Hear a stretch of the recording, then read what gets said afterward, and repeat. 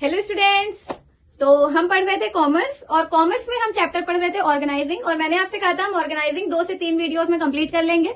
तो आज का वीडियो ऑर्गेनाइजिंग चैप्टर का लास्ट वीडियो है। जो थोड़े बहुत टॉपिक्स बचे हैं उसे हम आज के वीडियो में कवर करेंगे और आज के आज हम ऑर्गेनाइजिंग चैप्टर को एंड कर देंगे। तो चलिए टाइम वेस्ट नहीं करते हैं और चैप्टर शुरू करते हैं। आ जाइए।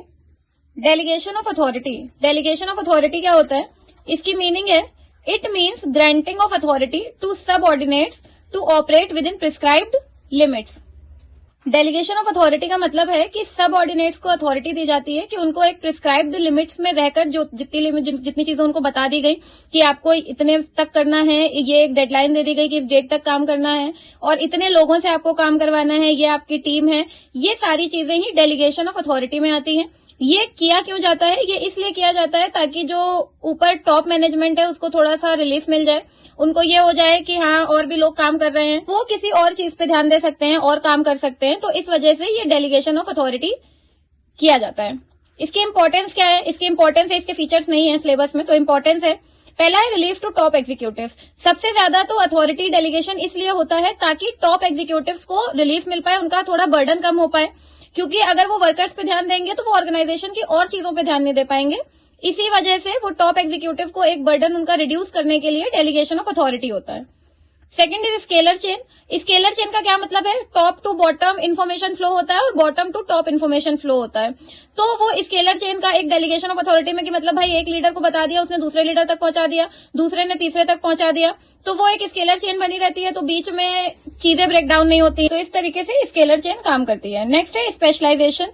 डेलीगेशन ऑफ अथॉरिटी के होने से काम में स्पेशलाइजेशन आ जाता है क्योंकि उन्हीं लोगों को वो पोजीशन दी जाती है, उन्हीं लोगों को काम दिया जाता है जो लोग उस काम में स्पेशलिस्ट होते हैं। अगर किसी को, अब जैसे डॉक्टर्स होते हैं तो जिसने जिस चीज की पढ़ाई करी है या डॉक्टर जिस चीज के लिए बने हैं, मतलब जो सर्जरी जो करते हैं वो उसी चीज के स्पेशलिस्ट होते हैं, तो वो उसी के सर्जन बनते हैं। इसी तरीके से डेलीगेशन ऑफ अथॉरिटी में ऑर्गेनाइजेशन में अगर आपने मैनेजिंग से आए हैं तो आप मैनेजर बनेंगे। तो आप जिस भी फील्ड में स्पेशलिस्ट हैं आपको उसी फील्ड की डेलीगेशन ऑफ अथॉरिटी दी जाती है।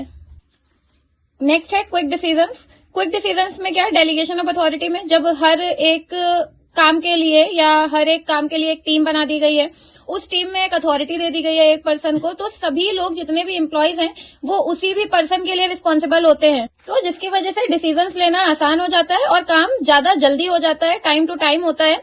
रीजन क्योंकि डिसीजंस आप इजीली ले सकते हो क्योंकि एक अथॉरिटी बनी हुई है। Motivation of subordinates. सबऑर्डिनेट्स भी मोटिवेटेड रहते हैं क्योंकि उनको पता है कि ये एक पर्सन है जिसके लिए वो सब रिस्पॉन्सिबल हैं और उनकी जो अकाउंटेबिलिटी है वो सिर्फ इसी तक है और उनको इसके लिए ही रिस्पॉन्सिबल है, इसको ही सारे काम आके दिखाने हैं कि काम सही हुआ या नहीं हुआ।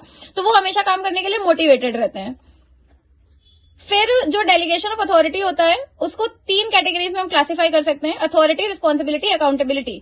इसकी सिर्फ डिफाइंस हैं, बाकी आपके सिलेबस में है नहीं, तो इसको यहीं तक ही रखते हैं। Difference between centralisation and decentralisation. Centralisation क्या होता है? Centralisation of authority at top level of management. जब आपको एक अथॉरिटी होती है टॉप लेवल ऑफ मैनेजमेंट जिसकी आपको माननी पड़ती है, वो सेंट्रलाइजेशन है जो हर ऑर्गेनाइजेशन में किया जाता है, जितने भी फॉर्मल ऑर्गेनाइजेशन है।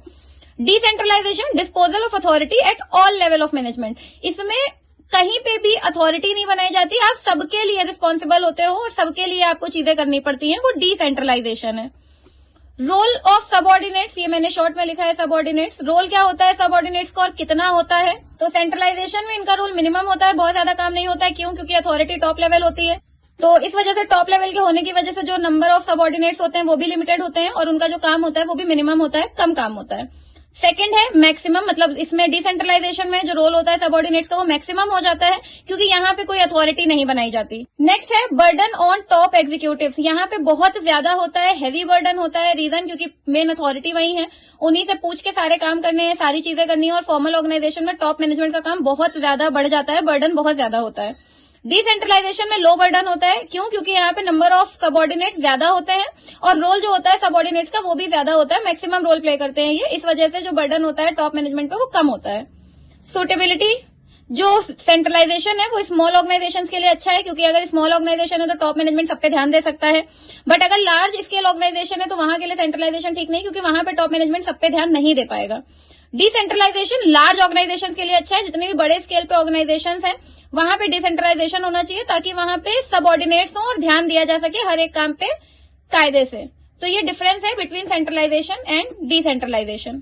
तो स्टूडेंट्स, ये था आज का वीडियो ऑर्गेनाइजिंग के ऊपर, और इसी के साथ आपका चैप्टर एंड होता है आज। अगर कुछ टॉपिक्स रह गए हो, कोई डाउट हो, तो कमेंट सेक्शन में बताइएगा। वीडियो को अपने दोस्तों के साथ शेयर करिए, अच्छे से पढ़ाई करिए, बोर्ड्स आ गए हैं, लाइक करिए, दोस्तों के साथ शेयर करिए और चैनल को सब्सक्राइब करिए। Thank you so much.